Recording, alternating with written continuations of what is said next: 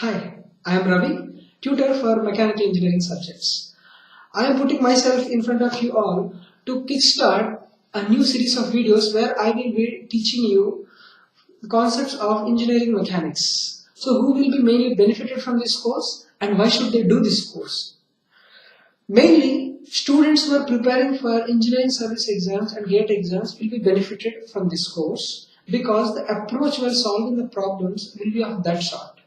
Apart from those students, also the students who have started or entered engineering or graduation in the mechanical engineering field can also go through this course because it will be very useful for them to understand the main concept, main basics or fundamentals of this subject. So why should we do this subject at all? Now, there are some subjects after this, subsequent subjects we can call. Those are strength of materials, theory of machines and machine design when I am talking for mechanical engineers.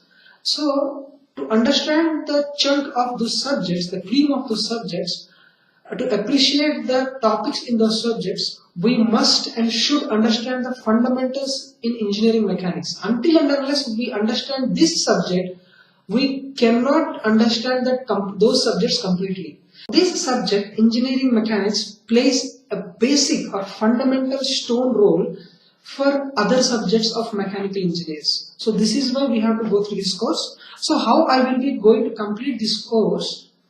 This total syllabus for engineering mechanics I have divided into 8 sections.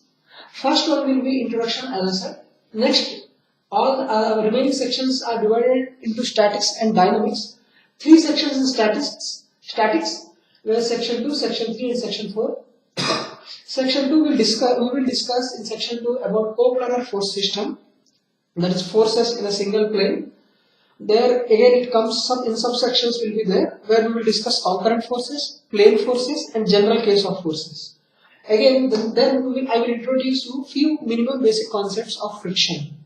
Then I will introduce you to non-coplanar force system, or you can call it a spatial force system in section 4. There we will not go into depth, but I will teach you few basic concepts there.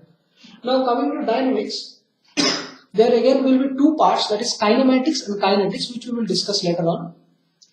So those 2 are applicable individually to rectilinear motion as well as curvilinear motion. So in section 5 we will discuss everything about rectilinear translation, and in section 6 we will discuss about curvilinear motion.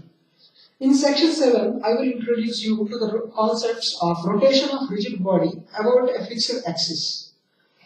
In section 8, a few simple topics or simple concepts in the basics in general plane motion, where we will discuss about one important topic of instantaneous center, which we will find use in even theory of machines.